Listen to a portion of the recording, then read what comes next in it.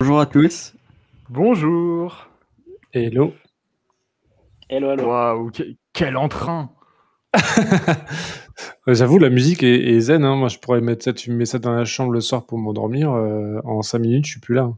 Ouais, c'est vrai que ça pourrait bien fonctionner. Ouais. Bon, Comment allez-vous? écoute, ça va. La semaine a été intense et hâte d'être à la semaine prochaine surtout. On est tous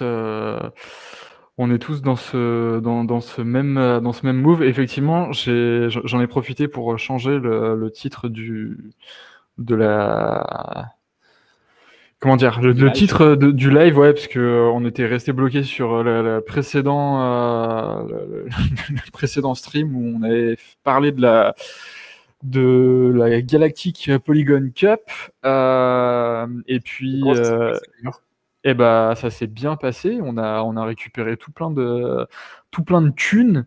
Non, ça s'est bien passé. On s'est qualifié pour du coup pour la session de demain.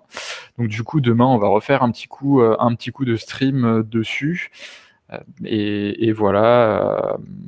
En termes de cash prize, je suis pas parti avec grand chose, très honnêtement. J'ai dû partir avec l'équivalent d'une trentaine de dollars, donc rien d'extraordinaire. Mais non, c'était assez rigolo, et puis surtout de pouvoir, il y a ce côté un peu, il y a véritablement ce côté compétition où tu te dis il faut que j'arrive à choper des comètes et tout, donc c'était plutôt sympa. Voilà pour cet interlude. Puis on va rentrer tout de suite dans le vif du sujet, puisque le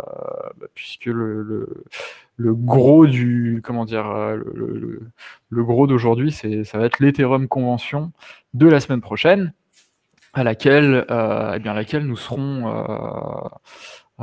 présents tous les 4. Voilà. Yes, j'ai hâte. Ces transitions sont absolument magiques. Donc voilà, effectivement. Donc on y sera tous pour des raisons plus ou moins différentes. France Crypto, bien évidemment, en tant que média partenaire de l'événement. Nicolas, toi, parce que tu seras... Moi, je suis sur un stand. Exactement, tu seras sur un stand, tu vas nous parler de tout ça. Antoine, tu seras également standiste, si je dis pas de bêtises. Pas exactement. Alors moi, je me baladerai, mais AP Wine avec Harvest, on organise un side event sur du coup Paris pour pouvoir s'amuser un petit peu le vin. Ok. Et puis partager des petits entremets avec des verres de vin et de la bière. Tu nous rediras ça dans quelques instants. Et puis Johan qui sera. Moi, je viens pour parler avec des partenaires potentiels. Voilà, exactement. Johan qui vient faire son job de marketeur. Très bien. Écoutez, excellente, c'est une excellente chose. Est-ce qu'on parlerait pas un petit peu d'actu avant d'attaquer l'Ethereum Convention? Est-ce qu'il y a des choses qui vous ont qui ont particulièrement retenu votre attention ces derniers jours ou ces dernières heures? Alors moi, moi, c'est la gueule du marché qui est toujours aussi dégueulasse.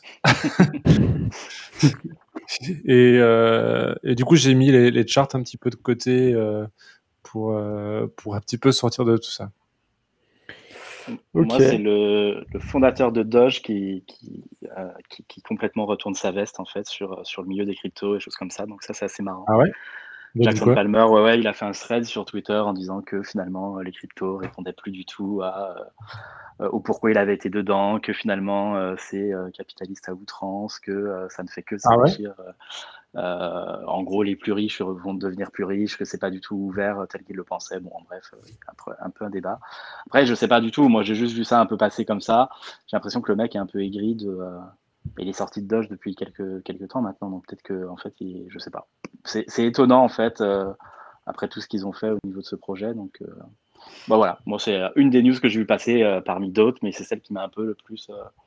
Ouais, je reste un peu dans ok. l'incompréhension. Je Ok. comprends pas trop le côté retournement un peu de veste comme ça. Après, ça reste Alors, qu'un tweet, un thread, des choses comme ça, mais voilà. alors moi, concernant Dodge, j'avoue que je comprends son point de vue parce que à la base, c'était fait pour faire une blague et vraiment, ça a pris une ampleur démesurée. Alors que le Dodge en lui-même, c'est vraiment le shitcoin par excellence. C'est juste un mème sans aucune utilité. Et, euh, et ça a pris une ampleur planétaire avec des gens qui ont mis leurs économies dedans. Et je comprends que ça lui ait fait peur et que du coup, en voyant que les gens mettent leurs économies dedans pour essayer de gagner plus, il voit que le monde des cryptos est quand même très franchement, majoritairement, supporté parce qu'ils permettent de gagner de l'argent, quoi. Oui, Et donc, ça gâche un peu l'idéalisme libertaire, crypto-anarchiste, etc., qui permet du coup de se désolidariser des États pour pouvoir avoir sa propre monnaie et avoir pour avoir une réserve de valeur qui ne dépende pas des choix des dirigeants, notamment par exemple, après ça revient vraiment aux fondamentaux des crypto-monnaies, quoi, mais comme on voit, par exemple avec le coronavirus, ils ont imprimé pas mal d'euros ou de dollars. Du coup, c'est aussi l'intérêt des cryptos que ce soit les gens qui possèdent ces cryptos qui choisissent ce qui va se passer avec, soit soit c'est déjà écrit dans le code et il se passera rien de plus ou de moins. Après, voilà, c'est un peu ce que j'ai vu et j'en ai aussi un peu conclu la même chose depuis un moment, bien que le fait que les gens veuillent faire de l'argent, ok. Après, c'est vrai que faire de l'argent à outrance comme ça, avec des pubs TikTok pour acheter du Dodge ou des shitcoins infâmes dont je ne donnerai pas le nom. Allez, vas-y, dis-le, parle du Shiba, parle du Shiba. Non, non, je pensais à un truc encore pire que ça. Je pensais à Cumrocket ou alors Bitcoin. Elon Port ou alors SafeMoon ou des merdes comme ça. Shiba, du coup, c'est la même Dodge. Heureusement, eux, ils sont pas sortis. Ils n'ont pas sorti leur truc exprès pour profiter du bull run, mais ça reste quand même assez ouais, ça fait peur pour quand même l'avenir des crypto-monnaies, à savoir qu'il y a des milliards qui peuvent se jouer sur un tweet de Elon Musk et sur le bullshit ambiant que ce soit de TikTok ou des réseaux sociaux, quoi. Ouais, je te rejoins ouais. un peu de ce côté-là. Je suis d'accord avec ça. Après, le Jackson Palmer, c'est ce qu'il avait déjà dit quand il s'était retiré de Doge, justement, qu'il contrôlait plus le projet, que c'était censé être une blague et qu'au final, ça prenait des ampleurs de dingue. Là, il va plus loin, en effet, en critiquant tout l'ensemble de la crypto. Le truc, c'est que je pense que l'un n'enlève pas l'autre. En fait, il y a des gens qui certes, sont opportunistes, arrivent parce qu'il y a de l'argent à prendre. Après, je sais pas si c'est bien ou mal. Je pense que chacun a ses réponses. Voilà. Mais ça change rien aux fondamentaux. En fait, si tu décides finalement de laisser tout sur des exchanges, de faire confiance à des tiers, ce choses comme ça, ou alors si tu restes avec les idées premières des créations de certaines cryptos, parce que c'est pas toutes, hein, toutes les cryptos n'ont pas ces idées-là derrière, évidemment. Je sais pas, je pense que c'est un peu un débat. En fait, ce qui est étonnant surtout, c'est que c'est un débat qu'on connaît, qu'on a déjà eu par d'autres personnes, par des gens du milieu de la finance, ou choses comme ça, un peu. Et c'est juste étonnant que lui, vu ce qu'il a fait par le passé, ait ce discours-là aujourd'hui. En fait, c'est Ok. oui compréhensible dans un sens, mais voilà, c'était plus moi, plus pourquoi aujourd'hui en fait. Son discours était plus manichéen encore, parce que c'est vrai que du coup je parle des shitcoins, mais effectivement il y a d'autres trucs qui sont bien plus intéressants et qui valent la peine d'être créés, quoi. Notamment quand le Bitcoin a été créé, ça n'existait pas et ça a vraiment aidé des gens. Mais par exemple, même avec Ethereum qui permet d'écrire des smart contracts, notamment AAV, là, c'est un real use case avec du coup une utilité flagrante. Voilà, par exemple. Mais il y a de tout, quoi. Oui, non, clairement, c'est pour ça que moi, c'était plus c'est étonnant. Il avait déjà tenu ce discours-là quand il était parti de Dog, en effet, si on parle juste de ce que le Doge devenait, mais là, il a été un peu plus loin. Bon, bref, à voir. Moi, voilà. De toute façon, ça n'empêchera pas Ok. d'autres shitcoins de se créer et d'autres actions. Et je pense qu'après, chacun aborde le marché et le milieu des cryptos avec sa vision. En fait, ça devient. Il y a des opportunités de continuer comme le système précédent, d'en sortir, et je pense que c'est à chacun de faire ses choix là-dessus, en fait. Ouais, alors moi, il y a des trucs que je vois un peu dans un certain sens où on prend comment? On joue avec les règles qui nous donnent. Par exemple, j'aurais pas vraiment de remords à faire un quick flip sur un projet qui veut juste faire du marketing et du pump and dump. Là, j'aurais vraiment aucun remords. Où il y a des moments, par exemple, sur des projets beaucoup plus sérieux, j'ai du mal à voir ce qui se passe ou si on revient sur AAV ou des choses comme ça, il y a des gens qui essayent de les démonter, etc. Et le marché répond rapidement, du coup, réagit rapidement. Et ça, j'ai un peu de mal à voir. Ou alors, par exemple, avec des airdrops, mais pour des projets solides, où les gens, du coup, ils n'ont rien à faire, ils vont dump les airdrops un peu avec Uniswap, alors que là, il y avait du coup quelque chose de solide derrière, quoi. Mais Oui, mais regarde, ces gens-là, moi j'en ai vu énormément qui ont fait ça, moi, dans mon entourage, et 3 mois après, ils s'en mordaient les doigts. Donc après, on revient à la question de choix personnel. On donne des clés et des solutions. En fait, la crypto a amené des solutions sur certains sujets. Après, si les gens oui, sont oui, ça là à c'est sûr. vouloir juste prendre de l'argent à un instant T, on est personne finalement. C'est pour ça que moi, j'ai pas trop compris pourquoi ce thread et pourquoi ce discours, parce que finalement, il dit rien de plus que quelque chose qui est logique en fait. Et à partir du moment où en effet il y a de l'argent à prendre, les gens qui en ont déjà vont évidemment essayer d'en avoir plus. Et ça, c'est un principe de base. Après, logiquement, sur la crypto, tu es censé plutôt donner l'opportunité à tout le monde de pouvoir se sécuriser et se protéger basiquement de l'inflation ou de banques qui ferment ou de choses comme ça. Donc, ou d'un changement dans un gouvernement. Ou, voilà. Donc, voilà. Bon, c'était juste, voilà. Je comprends juste pas ce retournement de veste entre guillemets. Voilà. Ok, d'accord. Après, je t'avoue, j'ai pas vu le thread passer, mais du coup, je vois. Je comprends aussi du coup la position que tu as pris, où du coup chacun est un peu responsable de ce qu'il fait, quoi. C'est vrai que ça peut être vu comme ça aussi. Moi, je le vois comme ça. Après, je pense que c'est en fonction des parcours, des gens qu'on rencontre, et choses comme ça. Moi, ma copine est vénézuélienne, donc si tu veux, quand tu vois ce qui se passe au Venezuela, automatiquement, tu te rends compte de l'opportunité que les cryptos donnent et du game changer dans ce type de pays, ou même plus largement dans l'Amérique latine. Après, ces gens, par exemple, là-bas, ils vont pas s'amuser à aller jouer sur des shitcoins, des choses comme ça, parce que ils ont une vraie nécessité à protéger leur argent, leurs économies, choses comme Europe, où on a moins ce côté-là et qu'on va juste aller faire du gambling sur certaines cryptos et choses comme ça. Donc c'est pour ça que je pense que la technologie apporte des solutions à chacun d'en faire bon usage ou non en fait. Bon, voilà, tout simplement. Ouais, mais totalement.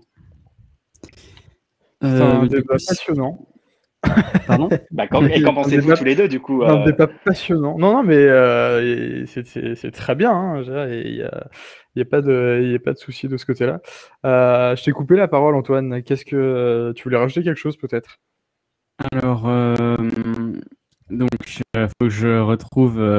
En fait, J'avais une news en tête, mais il faut préciser que en fait, il faut que tu rattrapes l'émission de la semaine dernière où, comme tu n'étais pas là, voilà, tu dois participer beaucoup plus que les autres.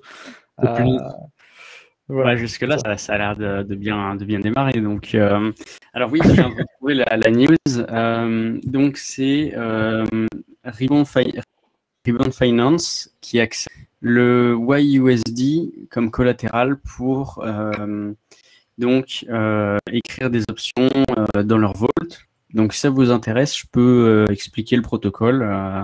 Donc, comme ça, je vais rattraper la semaine dernière parce qu'il y en a un deuxième qui attend juste après, si ça vous intéresse. Ok, alors le but c'est que tu arrives à pas sécher Nicolas et qu'il s'endorme pas. C'est juste le. Je m'endormirai pas, mais le but c'est ce que je comprenne. Faut qu'à la fin, faut qu'à la fin, il puisse répéter ce que tu as dit, mais dans le sens inverse. Voilà. Donc, Des aiguilles d'une oui. montre. Exactement. Du coup, est-ce que vous savez ce que c'est une option, par exemple? Non. Déjà.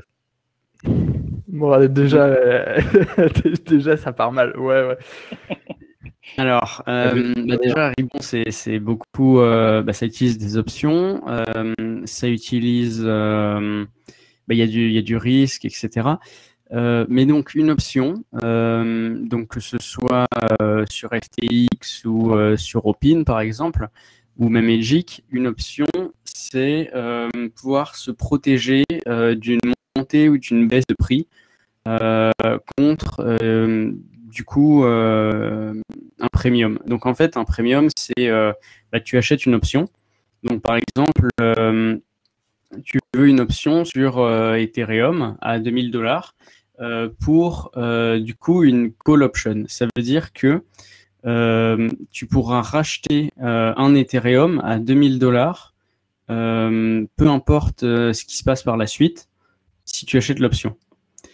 Et une put option, c'est l'inverse. Ça veut dire que tu peux vendre, par exemple, l'Ethereum à $2000, peu importe ce qui se passe après dans le marché. Donc, tu payes un certain premium. Donc, c'est le prix de l'option en fonction de la volatilité de l'Ethereum, notamment, et puis de la demande et de l'offre, bien évidemment. Donc là, si tu vends des options, ça veut dire que tu prends le risque. C'est comme si tu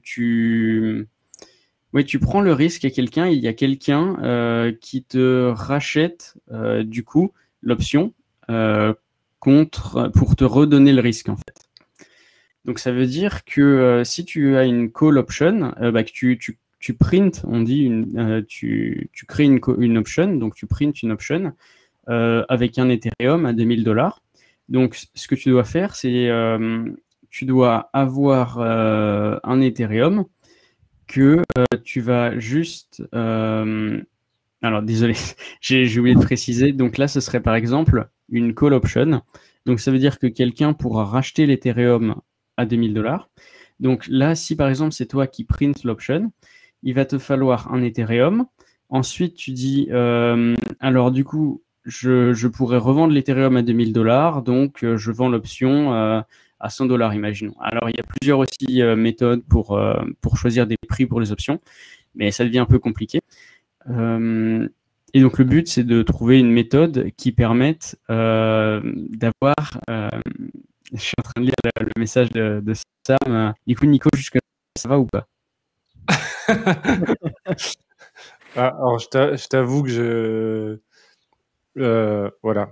C'est un peu perdu. Ok. À quel niveau? En fait, je comprends pas. En fait, ce que je comprends pas, c'est donc une option, c'est-à-dire que tu mets une option sur un prix de vente, du coup, sur de l'Ether, par exemple. Mais si tu mets un prix de vente genre à $1000 à l'heure actuelle, qui va te l'acheter, par exemple? C'est ça que j'arrive pas à piger.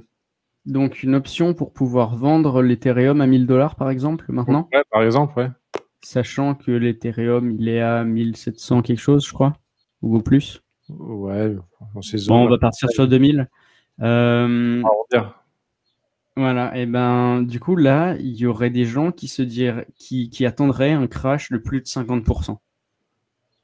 Ah. Et donc, le prix de l'option... Et du Pardon? coup, si ça arrive, l'option du coup est automatiquement achetée et tu reçois cet Ether à ce prix-là, c'est ça? Alors, tu peux exercer ou non l'option. Bon, après, on peut... Ça, c'est vraiment un détail, hein, parce que dans l'idée, tu l'exerces toujours, mis à part si elle est perdante. Ouais. Et donc, si l'option, elle est perdante, ça veut dire que tu es out of money. Ça veut dire que le prix, il n'est pas allé en dessous de $1000, par exemple, avec cet exemple, avec les caractéristiques que tu m'as données. Et ben, Ouais. ça veut dire que tu as juste perdu le prix de l'option, mais rien de plus. Tandis que l'intérêt, c'est que tu as une sorte de...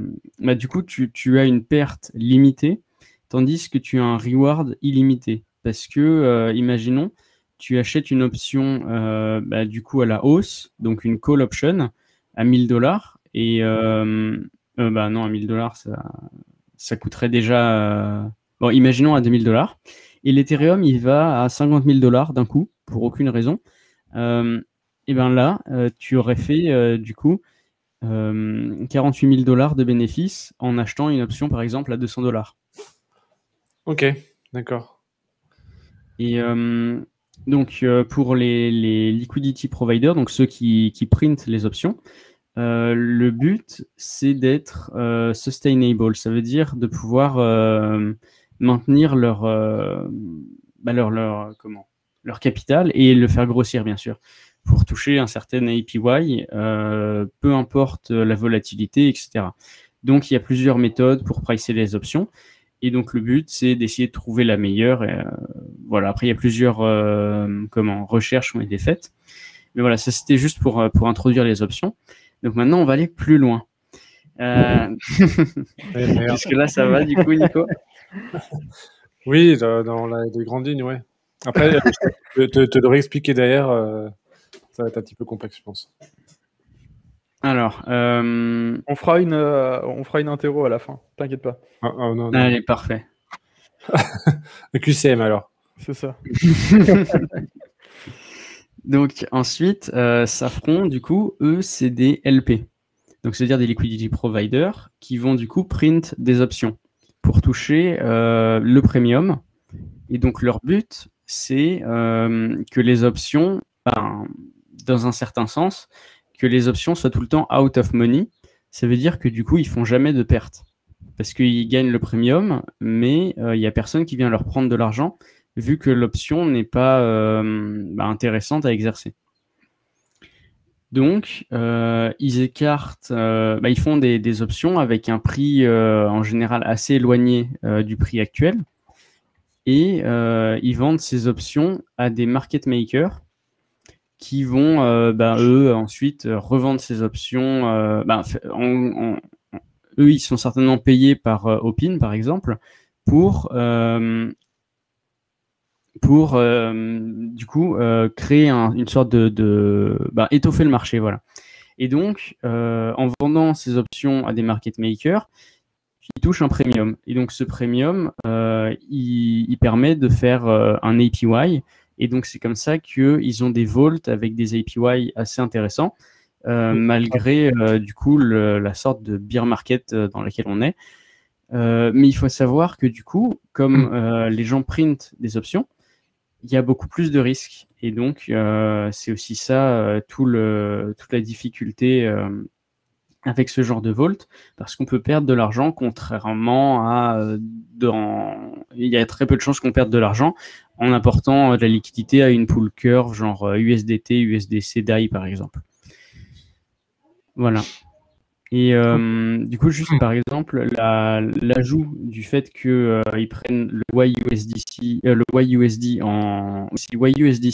en tant que collatéral pour print des options, c'est que du coup, le YUSDC lui-même gagne un yield qui va du coup permettre de compound avec le yield des options et donc gagner encore plus d'argent parce que l'argent, c'est la vie. Voilà.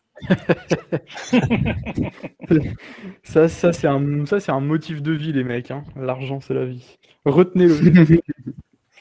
J'en prends pas de note.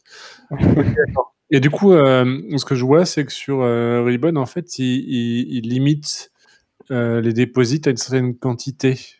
Par exemple, sur le dernier là que tu m'as dit, le YUSDC Head, il est limité à 10 millions. Et en fait, parce que je crois, pour l'instant, en tout cas, j'ai jamais vu de volts qui sont limités à une quantité. Alors, pourquoi limiter? Pardon? Pourquoi il limite, en fait? C'est plus ça la question. Ouais. Alors, ça peut paraître déjà, les market makers ne peuvent pas acheter une infinité d'options et ensuite les revendre à quelqu'un d'autre. Donc, ils doivent bien limiter le nombre d'options qu'ils achètent.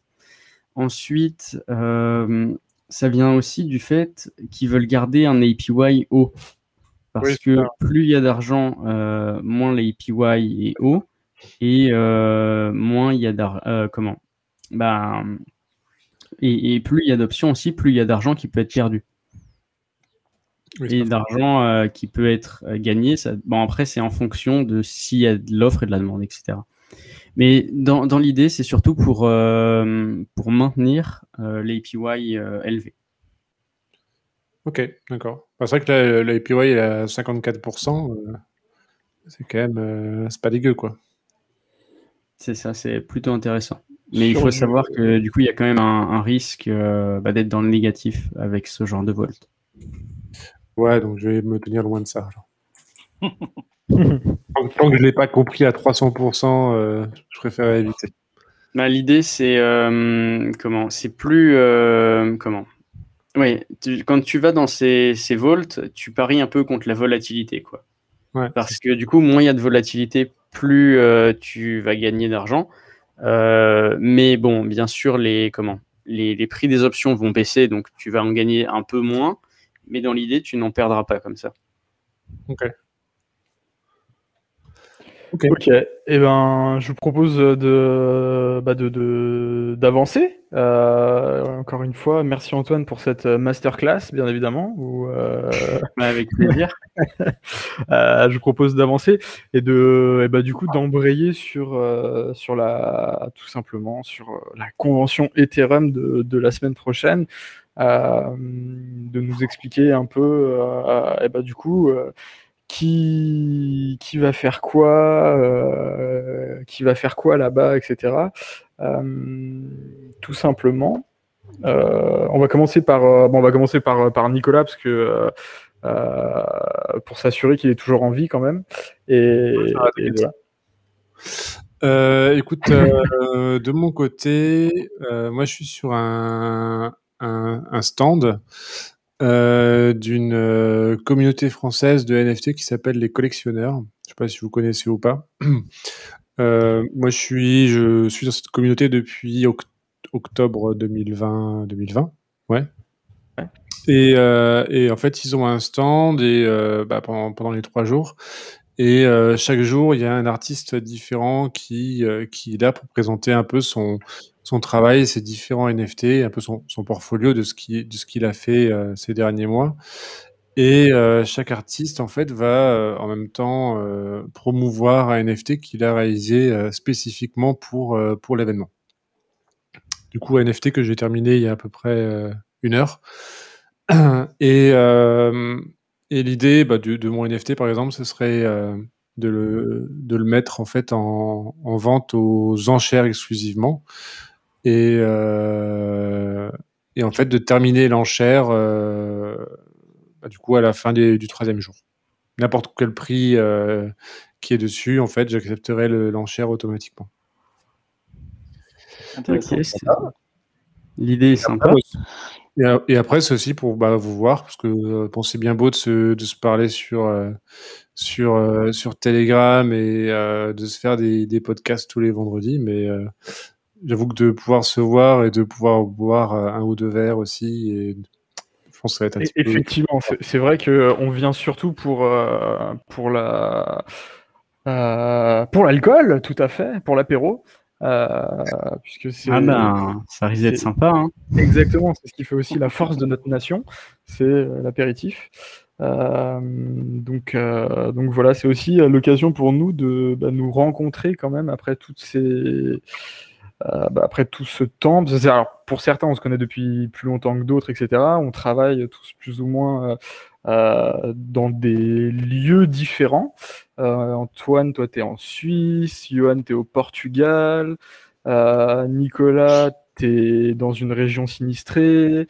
C'est quand même vachement mieux que Metz ou Luxembourg. Hein. Écoute, je ne rentrerai pas dans ce débat.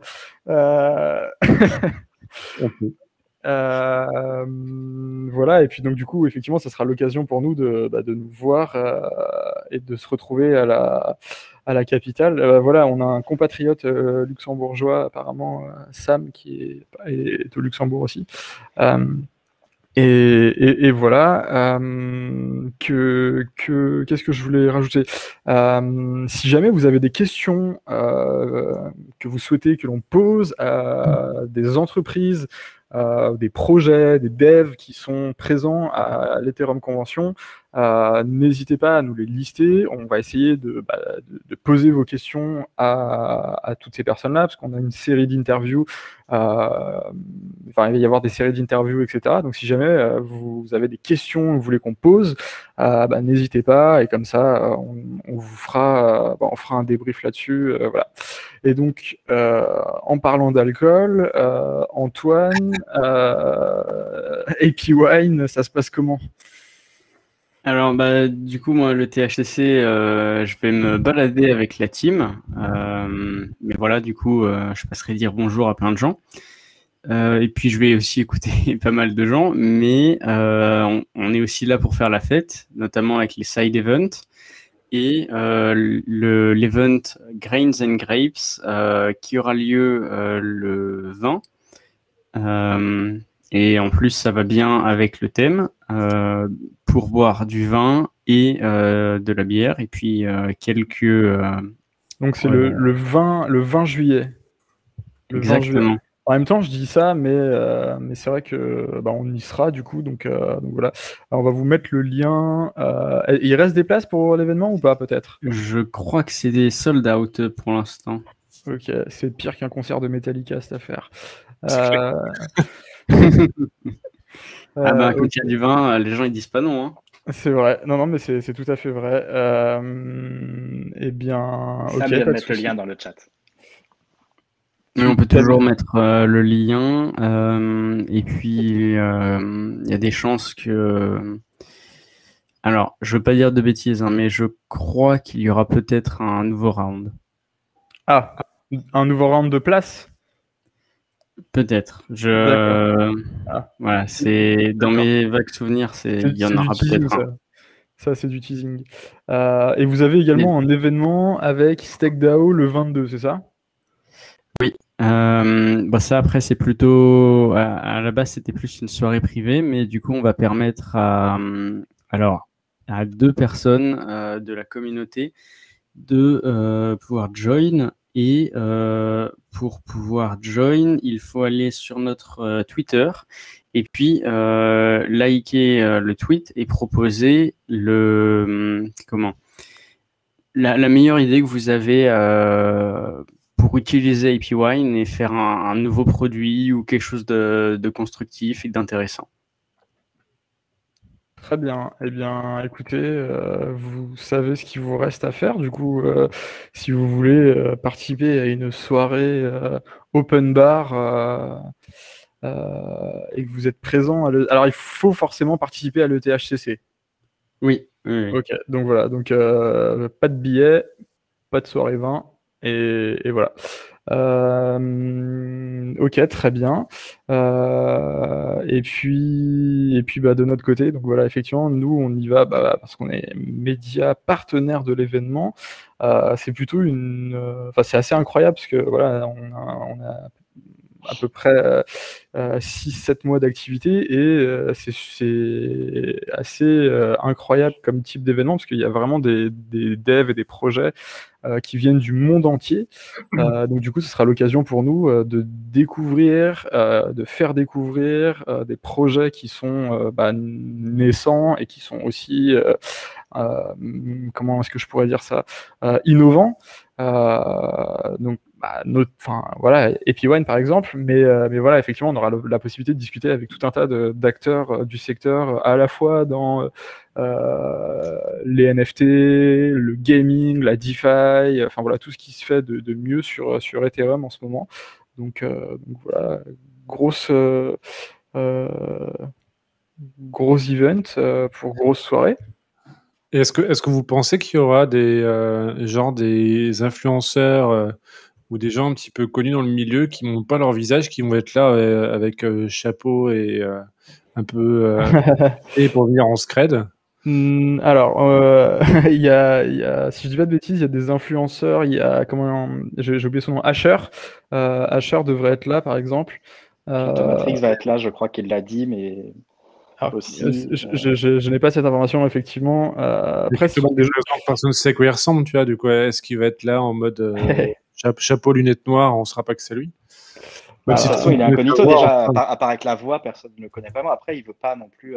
Les gens qui le suivent connaissent son prénom. Je pense que tu peux le reconnaître, mais a après, sa priori, c'est voix, juste en sur soi, YouTube. Il n'a pas envie d'être. Il a pas envie d'être.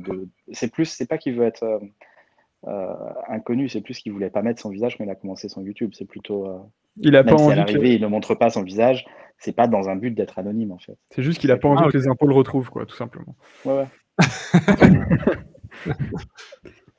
Et puis il y aura aussi Gauthier Villa de la chaîne Blockchainist qui va passer potentiellement moins connu que Cryptomatrix, mais ça peut toujours être sympa de parler avec lui. D'accord. Je crois qu'il y a quelques étrangers qui viennent aussi, influenceurs américains, il me semble, mais j'ai vu ça sur Twitter, des quelques noms de youtubeurs passer, mais voilà. Très bien. Eh bien, donc, ça sera la véritable fête du YouTube Game. De quoi? Ça va être la bamboche. Et ça va être la vraie bamboche. N'oubliez pas vos PCR et vos vaccins. J'ai vu le premier jour, ils font pas de contrôle, c'est que du coup le mercredi et jeudi. C'est à partir du moment où la loi est en application, donc le 21. Okay. D'accord. Donc du coup, toi, t'en es relativement exempté. Voilà. Mais pour les autres, n'oubliez pas de vous faire vacciner ou d'avoir vos tests à jour. Se faire vacciner, c'est trop tard là maintenant, vu qu'en plus après, tu as quand même 7 jours après ton deuxième vaccin. S'ils sont vaccinés même à partir de maintenant, de toute façon, c'est mort. Donc là, ce sera PCR obligatoire. Ouais.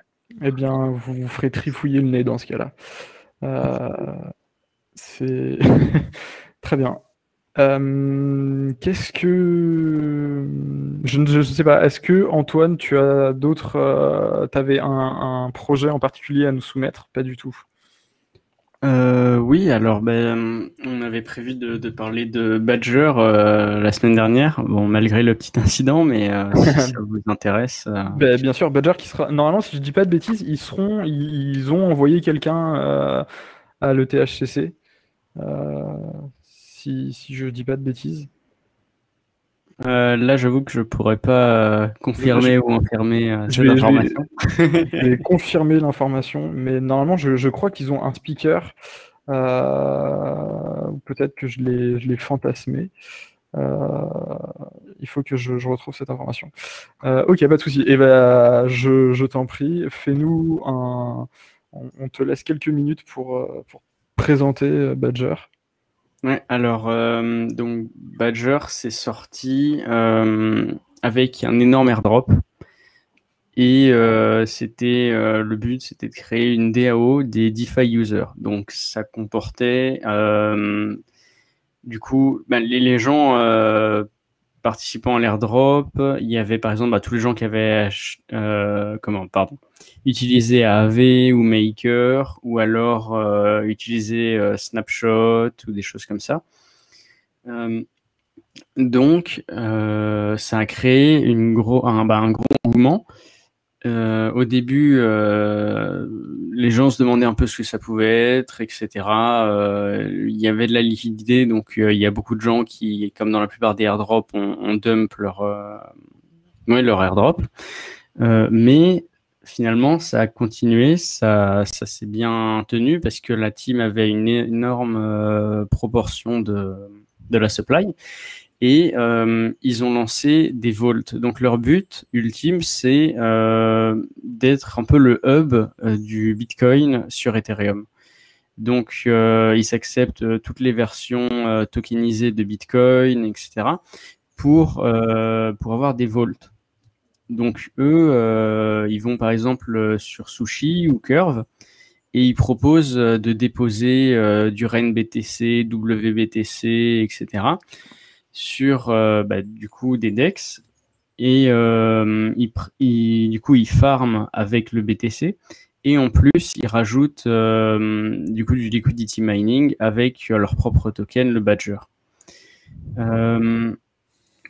Ensuite, ils ont fait un partenariat avec Yearn, donc là, ça a été un gros coup pour eux et donc ça a très bien fonctionné.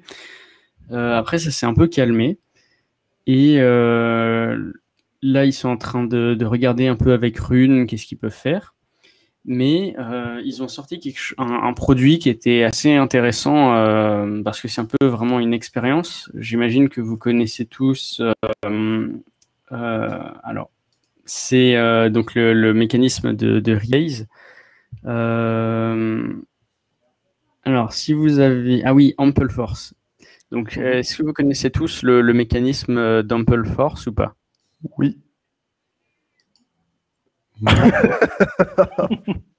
Ah, un gros blanc. Eh bien, vas-y. Alors, Je suis dans le game depuis pas longtemps, moi. je te donne moins d'1 minute pour expliquer à Nicolas. Ok. Ample Force. Ouais. Alors, c'est absolument tout est basé sur des oracles pour ce coin. Leur but, c'est d'avoir un stable coin peg au dollar, c'est-à-dire qui suit le cours du dollar. Pour faire ça, ils regardent le prix du Ample du Ample pendant plusieurs jours. Ensuite, ils font une moyenne pondérée. Bon, on va dire que c'est une moyenne pondérée pour pas trop vous perdre. Et ensuite, ils estiment qu'il faut qu'ils printent tant d'argent pour que le prix baisse ou que le prix monte, ou détruire tant d'argent pour que le prix monte. Et en fait, chaque jour à une heure précise, ton wallet, par exemple, il passe de 10 Ample Force à 15 ou de 15 à 13 ou des choses comme ça. Et donc le but, en fait, c'est de supprimer de la monnaie s'il y a trop d'offres et d'en créer s'il y a trop de demandes. Donc ça veut dire que si le prix est au-dessus du dollar, ils imprimaient plus d'argent. Et si le prix est en dessous, du coup, ils détruisaient de l'argent. Donc si tu deviens pauvre, tu deviens encore plus pauvre. Mais normalement, dans l'idée, c'est censé augmenter. Pas censé devenir pauvre. C'est ça. Dans l'idée, c'est censé augmenter la demande pour le Ample. Et d'ailleurs, ça avait créé un bon gros Ponzi pendant le DeFi Summer. C'était assez fun. Donc, ensuite, ce qu'ils ont fait à Badger, c'est reprendre du coup le même principe, mais l'appliquer au Bitcoin avec 2-3 petits tweaks. Où en fait, ils incentivisaient les LP, donc c'est-à-dire ils donnaient de l'argent aux liquidity providers qui mettaient par exemple du wrapped Bitcoin et alors là par contre, du dig, voilà. Donc eux, ils étaient vraiment sur comment l'idée Badger, du coup c'est un animal, donc il creuse, etc. Et ils ont créé donc des pools de liquidités, WBTC DIG par exemple. Et donc DIG, c'était le token Haribase de Badger. Et en faisant ça, ils incentivisaient donc les personnes qui mettaient la liquidité dans cette pool. Et ils disaient, si le prix du DIG est en dessous le prix du Bitcoin, alors on donne pas d'argent au liquidity provider. Et s'il est au-dessus, on donne l'argent comme d'habitude. Et donc, ça a plutôt bien tenu. Même au début, ça valait 2 fois plus qu'un Bitcoin, jusqu'à ce que du coup, ça baisse un peu. Et voilà. Donc, l'idée, c'était vraiment de créer le hub du Bitcoin dans la DeFi Ethereum, quoi. Bon, Ok. Antoine, t'as perdu. T'as mis plus d'1 minute. Ah oui, mais j'ai parlé d'Ample Force et après j'ai parlé de Badger parce que Badger en 1 minute. Ah non, pas Badger. Mais donc ouais, vraiment, vous pouvez imaginer un Yearn mais pour le Bitcoin et toutes ses formes tokenisées. Ok. Alors, moi, j'ai juste une question un peu étrange. Alors, c'est peut-être un bug.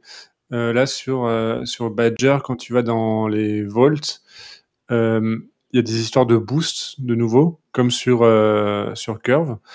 Et là, par exemple, il met pour une pool, il met un boost entre 31,49 et 50,95. Et il me dit my boost, donc le boost que moi j'ai droit, il est inférieur en plus à ça. Je crois pas pourquoi. Parce que pour moi, le minimum boost c'est 31,49 et là mon boost il est à 30,76. Alors, donc Ça, ce c'est clair. serait... Alors ça, j'avoue que j'avais pas vu cette petite différence. Ok, donc je vois. Donc en fait, ils sont un peu partis, on dirait, sur la même idée que, par exemple, que Curve. Mais alors pour faire simple, il faut déposer du Dig ou du Badger. On dirait sur un smart contract. Et ça permet de booster son farming. Et voilà, donc après, je sais pas trop qu'est-ce qui se passe avec le Dig et le Badger, si on le récupère ou pas, etc. Mais on dirait que c'est ça. J'avoue que je n'ai pas trop regardé plus en détail, mais voilà. Ok. Bah, merci beaucoup. Avec plaisir. Et ben maintenant, des choses, hein, c'est fait pour ça. Hein. Et ben maintenant, il va falloir que tu répètes tout depuis le début. Voilà. C'était ton défi. Faut que tu nous réexpliques. Écoutez, si vous avez 2 heures devant vous. Ça se tente. Ok. Eh bien, très bien. On a fait quand même pas mal le tour de la chose. On va terminer. On va terminer quand même rapidement. On va se retrouver quand même la semaine prochaine. Donc, notez dans vos agendas, si jamais vous entendez ce podcast avant mardi prochain, sachez que mardi prochain, du coup, on sera en live, en direct de l'Ethereum Convention tous les 4. Et du coup, voilà, ce podcast sera donc diffusé en live directement le mardi 20. L'heure est encore à définir puisque c'est un peu compliqué, mais pour l'instant. Mais voilà, on sera bien en live mardi prochain. Voilà, je sais pas si vous aviez d'autres choses pour lesquelles vous aviez envie de conclure. Bah, en tout cas, juste n'hésitez pas à venir nous voir pour échanger Exactement. de vive voix. Moi, je trouve ça. Moi, j'avoue que j'ai un peu donné rendez-vous un peu à des gens là-bas parce que des gens à qui je parle de façon un peu quotidienne et je suis assez impatient de rencontrer, pour vous par exemple, et il y en a d'autres derrière. Donc n'hésitez pas à venir faire un tour sur les différents stands. Pour le coup, moi ça va être facile. Hein. Je suis très grand et je suis au stand des collectionneurs. Ça devrait limiter un petit peu limiter le choix. Et toujours un plaisir de pouvoir discuter crypto, NFT ou d'autres choses avec n'importe qui. DeFi surtout et Badger. Première révision. Voilà, n'hésitez pas. Alors, si ça vous, n'hésitez pas. On aura plein de super stickers, donc n'hésitez pas à nous taxer des stickers aussi pour pimper vos ordinateurs, etc. Et puis voilà, on organise aussi jusqu'à dimanche soir un petit concours sur lequel il y a un peu de Bitcoin à gagner avec l'un de nos partenaires. Donc l'argent. Ouais, de l'argent gratuit en plus pour le coup. Tu peux complètement participer, ouais, c'est ouvert à tout le monde. Donc voilà, n'hésitez pas, c'est jusqu'à dimanche. Et puis voilà. Pour les autres, on vous dit à mardi. Attends, alors on a des questions. Le lien Twitter, Nicolas. Nicolas, il faut que tu renvoies un lien Twitter. Celui des collectionneurs. Ah, j'envoie ça de suite. Voilà, donc super.